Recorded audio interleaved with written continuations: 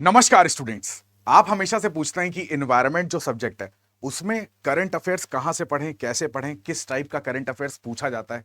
तो मेरी कोशिश यही रहती है कि एनवायरनमेंट और ज्योग्राफी में जो आपका डाउट रहता है ना कि करंट अफेयर्स कैसे पढ़ें, करंट अफेयर्स कहां से पढ़ें, कौन सा करंट अफेयर्स इंपॉर्टेंट होता है, तो वो मैं करंट अफेयर्स आपके लिए लाता हूं जो स्पेशली आपके प्रीलिम्स और मेंस आपकी दोनों में हेल्प करेगा। तो जैसा कि आपने थंबनेल में देख लिया होगा, यहां पर हम लोग बेसिकली वेटलैंड के बारे में बात करने वाले हैं और स्पेसिफिकली ये यूपी के लिए तो बहुत ज्यादा इंपॉर्टेंट है। तो इस बात को नोट कर लीजिएगा कि यूपी के अंतर्गत जितने भी रामसर साइट्स आती हैं, हालांकि ये अभी तक रामसर साइट डिक्लेयर हुआ नहीं है, ये अभी वेटलैंड डिक्लेयर हुआ नहीं है, बट ये न्यूज में आ गया है। कौन से वेटलैंड की मैं बात कर रहा हूं? मैं बात कर रहा हूं धनौरी वेटलैंड की। ये क्यों चर्चा में आया, देखते हैं जरा। यहां पर आप देखोगे इंडियन एक्सप्रेस का आर्टिकल है, हिंदुस्तान टाइम्स ने, कई सारे न्यूज़पेपर ने इसको कवर किया है। बात बहुत समय पहले की है। यहां पर नेशनल ग्रीन ट्रिब्यूनल एनजीटी, इसने उत्तर प्रदेश सरकार को बोला था कि भाई आपके राज्य में गौतम बुद्ध नगर जो जिला आता है उसमें जेवर एयरपोर्ट के पास एक बहुत इंपॉर्टेंट बायोलॉजिकल, जिसको बोलते हैं ना, जहां पर बायोडायवर्सिटी मैक्सिमम है, वैसी एक साइट है। आप इसको रामसर साइट या आप इसको वेटलैंड डिक्लेयर क्यों नहीं कर रहे हो? तो आपके मन में प्रश्न आएगा, क्या यह राज्य सरकारों के हाथ में होता है? बिल्कुल सही, यह स्टेट गवर्नमेंट के हाथ में होता है कि वो उस पर्टिकुलर एरिया को वेटलैंड डिक्लेयर करे। तो यहां पर एनजीटी का कहना है, जैसा कि आप यहां पर देख पा रहे होंगे, एनजीटी ने उत्तर प्रदेश सरकार से बोला है यहां पर इतना डिले आप क्यों कर रहे हो। 2 दिन पहले की न्यूज है, नोटिफिकेशन और इनसे आंसर मांगा है कि बताइए भाई आप इतना डिले क्यों कर रहे हो इसको वेटलैंड डिक्लेयर करने में। तो यहां पर उत्तर प्रदेश सरकार की तरफ से यह बोला गया है कि जिस जगह पर, यानी गौतम बुद्ध नगर में जहां पर जो धनौरी विलेज पड़ता है, वहां पर जहां पर यह वेटलैंड है, मतलब मैं वेटलैंड बोल रहा हूं तो आप समझिएगा कि मतलब ऐसा नहीं कि वो वेटलैंड डिक्लेयर हो चुका है, मगर मैं आपको समझाने के लिए यहां पर वेटलैंड शब्द का उपयोग कर रहा हूं। तो वो जो वेटलैंड जहां पर है, वहां पर ना प्राइवेट प्रॉपर्टी, आसपास 4 से 5 गांव है, तो वहां पर प्राइवेट प्रॉपर्टी का सबसे बड़ा मुद्दा आ रहा है। किसी की निजी जमीन है उस पर्टिकुलर वेटलैंड के उतने एरिया में, तो उस मुद्दे को सॉल्व करने में ना डिले हो रहा है। दूसरा, एनजीटी का कहना है कि एक बात और आप ध्यान रखिएगा, कौन? यूपी गवर्नमेंट, कि इसके पास ही जेवर एयरपोर्ट बना रहा है, तो वो जो जेवर एयरपोर्ट बन रहा है ना, उसका कोई भी निगेटिव इंपैक्ट इस वेटलैंड में आना नहीं चाहिए। इतनी बात समझ में आई? चलो, अब यहां पर देखोगे तो ये जो वेटलैंड है इसकी इतनी इंपॉर्टेंस क्यों है, हम इस जगह को इतना इंपॉर्टेंस क्यों दे रहे हैं? यहां पर आप देखोगे 216 टाइप के यहां पर बर्ड्स मिलते हैं, और सबसे बड़ी बात है यहां पर क्रेन पाए जाते हैं, ठीक है ना। और 216 टाइप के बर्ड स्पीसीज हो गए, प्लस यहां पर आप देखोगे इतना हेक्टेयर का इसका एरिया है, कम्युनिटी लैंड इतना है ना। एवरेज डेप्थ और maximum depth, 8 breeding pairs of Cyrus crane जो है यहां पर, वो यहां पर आते हैं। उसके अलावा 95 बर्ड्स ऐसे हैं जो माइग्रेटरी, जो एक विशेष टाइम पर इस जगह पर आते हैं अपना फूडिंग के लिए, शेल्टर के लिए, ब्रीडिंग सेंटर मतलब प्रजनन करने के लिए, और वापस चले जाते हैं। तो हमको पता है कि जो कन्वेंशन और माइग्रेटरी स्पीसीज है उसके अकॉर्डिंग हमको माइग्रेटरी बर्ड्स को भी प्रोटेक्ट करना पड़ता है, भले ही वो मेरे देश के ना हो, बट वो एक पर्टिकुलर सीजन में भारत में आके रुकते हैं, कुछ समय के लिए प्रवास करते हैं और वापस चले जाते हैं। तो यहां पर आप देख पा रहे होंगे 216 बर्ड की स्पीसीज है, बर्ड की। और यहां पर इसके अलावा हर्ब्स की अगर बात करें तो 144 टाइप के, 31 ग्रासेस, है ना, ये 12 श्रब्स यानी कि झाड़ियां, फ्लोरा फौना दोनों आपको यहां पर देखने को मिलेंगे। और जबकि आपको पता है क्रेन जो है वो यूपी का स्टेट बर्ड भी है। अब इस वजह से जब यहां पर वेजिटेशन की वैरायटी है, जब यहां पर बर्ड्स की वैरायटी है, तो फिर एनजीटी का कहना है आप इतना डिले क्यों कर रहे हो, उसको वेटलैंड डिक्लेयर करिए, रामसर साइट्स के लिए भेजिए। यह बात समझ में आई? यह था करंट का मुद्दा। कहां पर है ये? तो गौतम बुद्ध नगर में, वहां पर धनौरी गांव के पास, ठीक है। अब हमारे लिए इंपॉर्टेंट क्या हो जाता है, इसमें स्टैटिक पोर्शन निकालें कि ये वेटलैंड होता क्या है। तो जब हम लोग ये करंट अफेयर्स कवर कर रहे हैं तो मैं बेसिक एक आपको ओवरव्यू देता हूं कि वेटलैंड क्या होता है। ध्यान से सुनिएगा, जब भी हम लोग वेटलैंड शब्द को लिखते हैं तो इसकी हिंदी क्या होती है? इसकी हिंदी होती है आर्द्र भूमि। अब इसी को ना तोड़ दो, इन शब्दों को अगर तुम तोड़ते हो तो वेट अलग हो जाता है, लैंड अलग हो जाता है। वेट से मतलब क्या है? यहां पर कुछ गीले से मतलब होगा, यानी कि वाटर, और लैंड का मतलब हो जाता है, मतलब लैंड स्थल, भूमि। तो यहां पर वाटर प्लस यहां पर लैंड की बात करी जा रही है, यानी कि जहां पर जल भी हो और भूमि भी हो, इन दोनों का जो संपर्क पॉइंट होता है, यानी कि यहां पर दोनों चीजें होती हैं, उसको हम लोग आर्द्र भूमियों के नाम से जानते हैं। पहले मैं आपको दिखाता हूं फोटोज, क्योंकि ये थ्योरी से समझ में थोड़ा सा कम आता है। यहां पर देखिए, ये एक स्वैम्प है, इसको बोलते हैं स्वैम्प। ये एक प्रकार का वेटलैंड है। आप बड़े बड़े से वृक्ष देख रहे हो और वृक्ष में इस तरीके से यहां पर पानी भरा हुआ है, तो आपको यहां पर भूमि भी दिख रही है और यहां पर वाटर भी दिख रहा है। तो इस तरीके का जो इकोसिस्टम होता है उसको हम लोग स्वैम्प के नाम से जानते हैं। यहां पर देखिए, यहां पर आपको ग्रासलैंड दिख रहा होगा, जिस तरीके से पहले वाली फोटो में आपको यहां पर फॉरेस्ट दिख रहे थे, बड़े बड़े ट्रीज दिख रहे थे, यहां पर आपको ग्रासलैंड दिख रहा है और वाटर दिख रहा है। तो दोनों का ज्वाइंट आपको कंजंक्शन देखने को मिल रहा है, तो ये इसको बोलते हैं मार्श। एक्चुअली में ये पीट लैंड का ही उदाहरण हो जाता है, तो मार्श होता है, तो ये भी एक प्रकार का वेटलैंड है। यहां पर आप देखोगे, इसको बोलते हैं बॉग। यहां पर आपको भूमि भी दिखाई पड़ रही है, पानी भी दिखाई पड़ रहा है। खास बात देखिए, यहां पर थोड़ा सा जो घास भूमि है उसका डीके हो गया है, वो थोड़ी सी सड़ गई है, उसका क्षय हो गया है। इसको, इस तरीके का जो स्ट्रक्चर होता है उसको हम लोग बॉग के नाम से जानते हैं।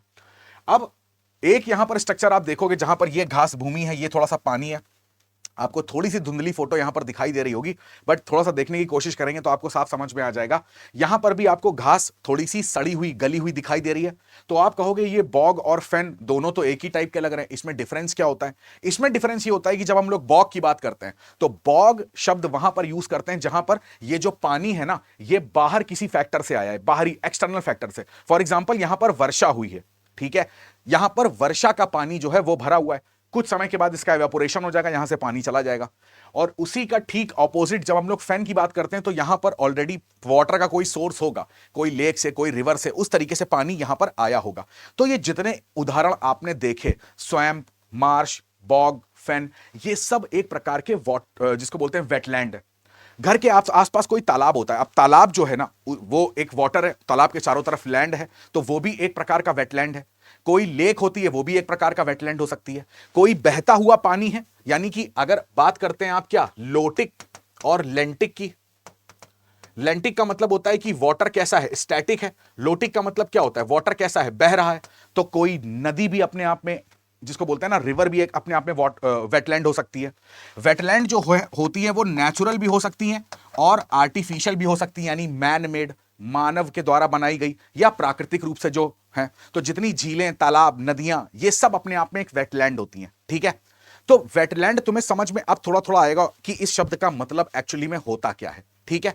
अब मेन पॉइंट बात करी जाती है, तो हमारे घर के पास जो तालाब है, फिर उसको वेटलैंड क्यों नहीं बोला जाता है? हमारे घर के आसपास जो नहर है, उसको वेटलैंड क्यों नहीं बोला जाता है? तो क्या हर जहां पर भी पानी और भूमि मिलती होंगी उन सबको वेटलैंड बोलते हैं? ऐसा नहीं है। तो यहां पर आता है कौन? यहां पर आता है रामसर। अब ये जो रूल्स लिखे हुए हैं, ये मैंने उनकी वेबसाइट से ही कॉपी करे हैं, वहां से उसका स्क्रीनशॉट लिया है। आप रामसर की वेबसाइट जरूर विजिट करिएगा। यहां पर आपको पता है, रामसर की जब भी बात करते हैं तो हम लोग वेटलैंड की बात करते हैं। रामसर का मतलब क्या है? रामसर एक जगह है ईरान में। तो यहां पर 1971 में एक सम्मेलन हुआ था, ठीक है, 2 फेब में। सब चीजें यहां पर लिख देता हूं, ये सब पेपर में बहुत ज्यादा इंपॉर्टेंट है। तो 2 फेब को हम लोग वर्ल्ड वेटलैंड डे मनाते हैं। अभी 2 फरवरी आने वाला है, तो इसके थीम जरूर एक बार देख लीजिएगा, न्यूज में आएगी, मैं भी इसको कवर कर दूंगा न्यूज में, बट इसकी थीम आपको देखनी है, ठीक है ना, ये एग्जाम में पूछी जाती है। तो 2 फेब 1971 में यहां पर रामसर के अंदर, ईरान के अंदर एक सम्मेलन होता है, ताकि लोगों को वेटलैंड के बारे में बताया जाए, उसके बारे में जागरूकता फैलाई जाए। तो यहां पर लोगों को तुम क्या बताओगे, कि क्या बताना चाह रहे हो कि वेटलैंड क्यों इंपॉर्टेंट है, वेटलैंड को बचाना क्यों है? तो यहां पर सुनो, जब हम लोग वेटलैंड के यहां पर ना एडवांटेजेस की बात करते हैं, क्या क्या हमें उससे फायदे हैं, तो सबसे बड़ा फायदा फूड। वहां पर आप देखोगे कि वेटलैंड है तो वहां पर घास भूमियां हैं, फॉरेस्ट है, तो उसके प्रोडक्ट्स होंगे। प्लस वहां पर वाटर भी होता है, तो उसमें वाटर के जो जो बोल सकते हैं मरीन फूड्स होता है, वो भी वहां पर देखने को मिलेगा। तो हमारी खाद्य सुरक्षा का एक बहुत इंपॉर्टेंट सोर्स बन जाता है। बहुत सारे लोगों की आजीविका, यानी कि लिवलीहुड वहां पे डिपेंड करता है। भाई आप मछली पालन कर सकते हो, मछली पकड़ सकते हो। बहुत सारे मेडिसिनल बेनिफिट्स होते हैं, बहुत सारी औषधियां जो होती हैं वो हमें पेड़ पौधों से मिल सकती हैं। बहुत बड़ी बायोडायवर्सिटी देखने को मिलती है। मेन तो यही है कि जैव विविधता। अब जहां पर जल और स्थल मिलेंगे, तो जैसे आपने एनवायरनमेंट में एक शब्द सुना होगा, उसको बोलते हैं इकोटोन। क्या बोलते हैं इसको? इकोटोन। तो इकोटोन बेसिकली क्या है, ऐसा मीडियम, एक ऐसा मीडियोकर जिसको बोलते हैं कि एरिया है जहां पर दोनों की प्रॉपर्टीज पाई जाती हैं। दोनों का मतलब क्या हुआ, वहां पर टेरेस्ट्रियल इकोसिस्टम यानी कि स्थलीय पारितंत्र और एक्वेटिक इकोसिस्टम यानी कि जलीय पारितंत्र, दोनों की मिक्सचर प्रॉपर्टीज पाई जाती, तो वहां पर मैक्सिमम बायोडायवर्सिटी आपको देखने को मिलेगी, सबसे ज्यादा जैव विविधता देखने को मिलेगी। विभिन्न प्रकार की बर्ड्स भी होंगे, स्थल के जानवर भी होंगे, मछलियां भी होंगी, फाइटोप्लैंक्टन, जू प्लैंक्टन, बहुत सारी वैरायटी आपको देखने को मिलेगी। तो यहां पर बायोडायवर्सिटी है, बहुत सारे जानवरों का ये नेचुरल हैबिटेट होता है, यानी कि प्राकृतिक आवास होता है ना। तो ये भी फायदा है यहां पर। दूसरा आप देखो, ये फिल्ट्रेशन का काम भी करते हैं जो हमारे वेटलैंड होते हैं। आप कहोगे कैसा फिल्ट्रेशन, एक तो हमारी बाढ़ से सुरक्षा करते हैं, कहीं पर भी बाढ़ आ रही है तो यहां पर एक ऐसा एरिया होता है जहां पर बाढ़ का पानी जाके स्टोर हो जाता है, तो दूसरी जगह पानी नहीं जा सकता। अब यहां पर जो पानी स्टोर होता है वो बहुत जगह से आया होता है, तो उसमें काफी सारी धातुएं हो सकती हैं, तो वो धातुएं, इनसे क्या होती है, जो भी घास भूमियां हैं, पेड़ हैं, पेड़ों की जड़ें हैं, वो सब इन हैवी मेटल्स को क्या कर लेती हैं, इनको रोक लेती हैं, तो ग्राउंड वाटर तक ये हैवी मेटल्स नहीं पहुंच पाते, तो फिल्ट्रेशन का काम भी ये करते हैं। ठीक है, अब जब इतनी सारी चीजें होती हैं तो लोग यहां पर घूमने भी जाते हैं, तो यहां पर टूरिज्म भी आप लिख सकते हो, है ना। तो टूरिज्म जब बढ़ता है तो यहां पर एक तरीके से देखा जाए तो लोगों को, बहुत सारे लोगों को एम्प्लॉयमेंट भी मिलता है, तो रोजगार भी है, इसको आप इकोनॉमी के टर्म्स में भी जोड़ सकते हो। तो मल्टीपल आपको यहां पे कनेक्शन स्टैब्लिश करने हैं, इन्वायरमेंट के टॉपिक से किस तरीके से हम उससे प्रॉफिट ले रहे हैं, उससे पैसे कमा रहे हैं इकोनॉमी में, मगर उसको बिना नुकसान पहुंचाए। तो इतने सारे फायदे यदि वेटलैंड हमको देते हैं तो हमें क्या है, उनका प्रोटेक्शन करने की जरूरत है।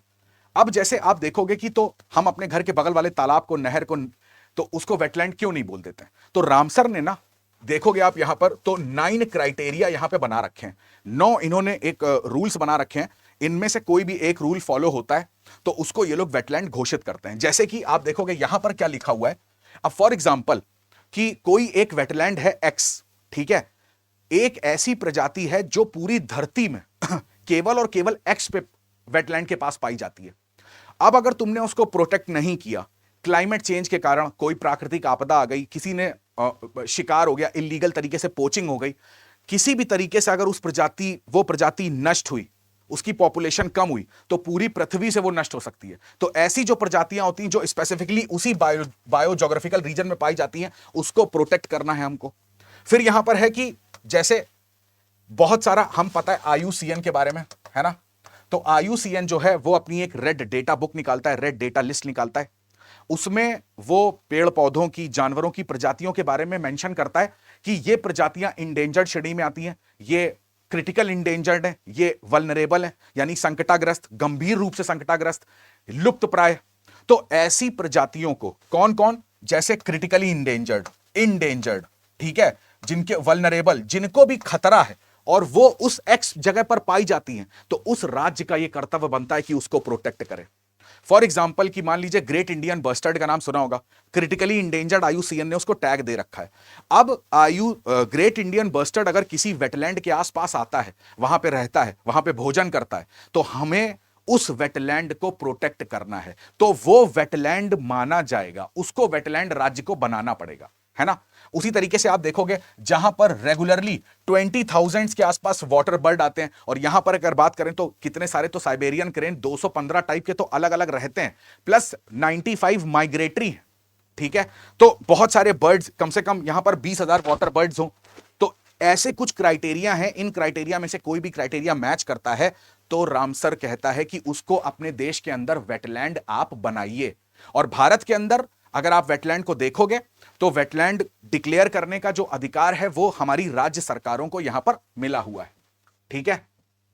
अब ये भी मैंने रामसर की वेबसाइट से निकाला है। तो जैसे आप देखोगे रामसर का जो सम्मेलन हुआ था 1971 में हुआ था, ठीक है, तो 90% जो यूनाइटेड नेशंस के देश हैं वो इसमें शामिल हैं, ठीक है। तो टोटल नंबर ऑफ पार्टीज देखोगे तो 172 है, टोटल वेटलैंड्स 2500 से अधिक हैं। इतना सारा एरिया ये हमारे लिए कोई इतना यूजफुल है नहीं याद करने के लिए। यहां पर देखोगे तो कन्वेंशन ऑन वेटलैंड्स, ठीक है, तो यहां पर जो रामसर सम्मेलन जिसको नाम से जानते हैं, रामसर कन्वेंशन के नाम से जानते हैं, तो वो इसीलिए हुआ था कि हम लोगों को, जब कोई सोचो इतना बड़ा सम्मेलन होता है तो पूरे दुनिया की मीडिया उसको कवर करती है, तो अगर इंटरनेशनल ऐसे मीडिया को ना बताया जाएगा वेटलैंड की इंपॉर्टेंस के बारे में कि हमें उनको क्यों बचाना है, उनसे हमें क्या क्या फायदे हैं, तो फिर लोगों तक ये बात पहुंचती है। हर गांव तक, शहरों तक ये बात पहुंचेगी, न्यूज़पेपर के माध्यम से, न्यूज़ चैनल्स के माध्यम से, तो लोग उसका प्रोटेक्शन करना स्टार्ट करेंगे। इस वजह से इस सम्मेलन को यहां पर किया गया था। अब यहां पर बात करते हैं जो हमारे भारत की। तो भारत रामसर में शामिल कब हुआ, तो वो आपको याद रखना है, ये एग्जाम में आपसे पूछ सकते हैं। 1982। टोटल रामसर साइट भारत में कितनी है? 85। ठीक है, आज की डेट में टोटल जो रामसर साइट है भारत के अंदर कितनी है? 85, राइट। इतना एरिया हमारे लिए इंपॉर्टेंट नहीं, मगर ये दो फिगर हमारे लिए बहुत इंपॉर्टेंट है। पहले भी इस पर प्रश्न आए, आगे भी आ सकते हैं, तो ये आपको पता होना चाहिए। अब अगर भारत के अंदर की बात करें तो 1981 में आप देखोगे सबसे पहले कौन सी रामसर साइट यहां पर थी? केवलादेव और चिल्का। ठीक है, केवलादेव नेशनल पार्क राजस्थान में, चिल्का उड़ीसा में आपको देखने को मिलेगा। ठीक है, फिर उसके बाद आप देखोगे हरीके लेक, ये 1990 में आई है। वुलर लेक, ये भी 90 में आई है। और यहां पर लोकटक और सांभर लेक, ये चारों 1990 में 4 रामसर साइट डिक्लेयर हुई थी। तो शुरू की आप, ये आपको इतना नॉलेज होना चाहिए कि बेसिक सा प्रश्न है, तो आरओ एआरओ में या पीसीएस में, प्रीलिम्स में ऐसा पूछ सकते हैं कि पहली रामसर साइट कौन सी थी। तो पहली बार में 2 ये साइट थी, इनका नाम याद रखिएगा, चिल्का और केवलादेव। उसके बाद लगातार 4 यहां पर डिक्लेयर हुई रामसर साइट। ठीक है, तो ये भी स्क्रीनशॉट मैंने उसी की वेबसाइट से लिया है, तो आप वहां पर जाके देख सकते हो। अब एक वर्ड यहां पर यूज होता है जिसको बोलते हैं मॉन्ट्रियक्स रिकॉर्ड। मोस्ट इंपॉर्टेंट, एक तो रामसर साइट डिक्लेयर होता है, ठीक है, तो वो वेटलैंड है। अब सरकारें उसको प्रोटेक्शन देती हैं। अति जो दोहन होता है, ओवर एक्सप्लॉयटेशन होता है रिसोर्सेस का, उसको रोकेंगी सरकारें। उसके लिए नियम कानून बना देंगी कि आप इतनी मछलियां पकड़ सकते हैं, आप यहां पर कोई शिकार नहीं करना है, आपको इतनी लकड़ियां नहीं काटनी है। ये सब नियम सरकार बनाती है। बट कुछ वेटलैंड ऐसी होंगी जिनकी स्थिति बहुत ज्यादा खराब होगी। वहां पर मतलब ऐसी स्पीसीज पाई जाती होंगी जो गंभीर रूप से संकटाग्रस्त हैं, मगर उस वेटलैंड की स्थिति बहुत खराब है। तो वेटलैंड में ऐसी वेटलैंड, मेरी बात को समझने की कोशिश करिएगा। पहली चीज तो वो वेटलैंड डिक्लेयर है। जैसे एग्जांपल के तौर पे मैं आपको बताऊं कि यहां पर केवलादेव और चिल्का की बात करी जा रही है, तो ये तो वेटलैंड है, पहले से ही रामसर साइट है। इन दोनों में से ऐसी कोई साइट होगी जिसकी स्थिति बहुत ज्यादा दयनीय होगी, बहुत ज्यादा खराब होगी, उसको रखा जाता है मॉन्ट्रियक्स रिकॉर्ड में। तो ये कोई अच्छी बात नहीं होती है कि किसी देश के अंदर, अब भारत की अगर बात करें आज की डेट में, तो 2 यहां पर ली जाती है मॉन्ट्रियक्स रिकॉर्ड के अंदर। तो पहले यहां पर 3 थी, जैसे चिल्का हो गया, केवलादेव हो गया, और यहां पर आप देखोगे लोकटक लेक। तो चिल्का, केवलादेव और लोकटक, ये 3 मॉन्ट्रियक्स रिकॉर्ड में एक टाइम पर थी। चिल्का को संरक्षित करने में हमने बहुत अच्छा काम किया, तो चिल्का को यहां पर आप देखोगे मॉन्ट्रियक्स रिकॉर्ड से हटा दिया गया। आज की डेट में हमारी मॉन्ट्रियक्स रिकॉर्ड में 2 वेटलैंड है, एक तो लोकटक और दूसरी केवलादेव।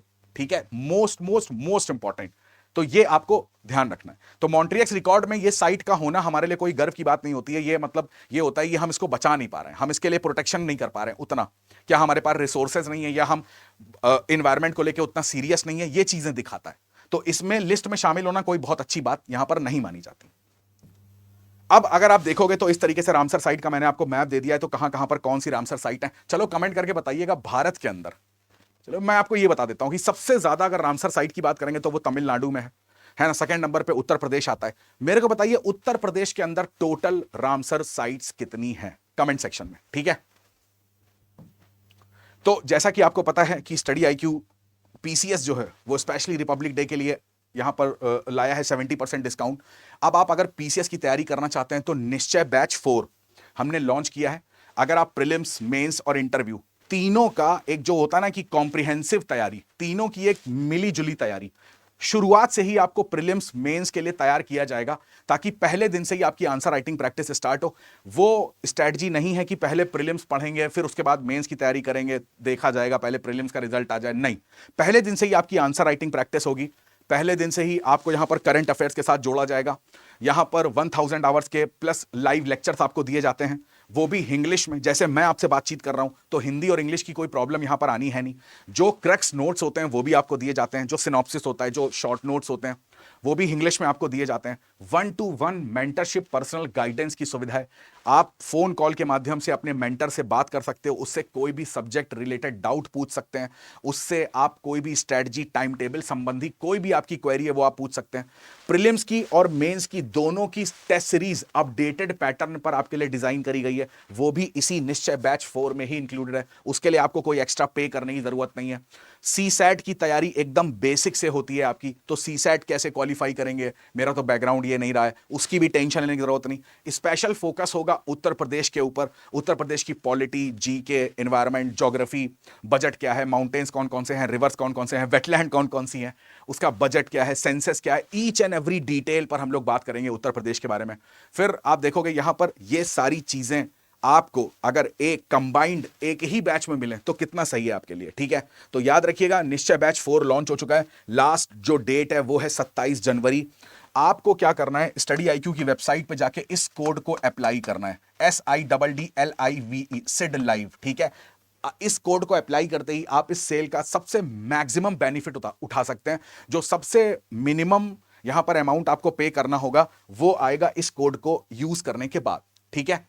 तो अपने विवेक से निर्णय लीजिए और यहां पर इस निश्चय बैच 4 का हिस्सा बनिए। अब ये मेरा टेलीग्राम आईडी है, तो सारे वीडियोस की जो PDF होती हैं वो मैं इस टेलीग्राम चैनल पर अपलोड कर देता हूं। रोज the Hindu study IQ PCS पर सुबह 11 बजे मैं लेके आ रहा हूं, तो उसको जरूर देखिए। आपको करंट अफेयर्स में बाकियों से एक एक्स्ट्रा एज मिलेगा। उसमें एडिटोरियल भी डिस्कशन होता है, प्लस प्रीलिम्स के न्यूज जो उस दिन के द हिंदू में होती हैं सारी डिस्कशन होती हैं।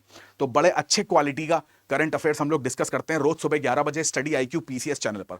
उसका भी लिंक और उसकी भी PDF मैं इस टेलीग्राम चैनल पर अपलोड कर देता हूं, तो इसको ज्वाइन कर लीजिएगा। और ये कूपन कोड है, इसका भी इस्तेमाल करिएगा ताकि आपको मैक्सिमम बेनिफिट मिले। कमेंट करके बताइएगा वीडियो कैसा लगा, वेटलैंड आपको समझ में आया, और दूसरी बात कि उत्तर प्रदेश के अंदर कितनी वेटलैंड्स हैं उसका भी आंसर कमेंट में दीजिएगा। आप सभी का बहुत बहुत धन्यवाद। जय हिंद।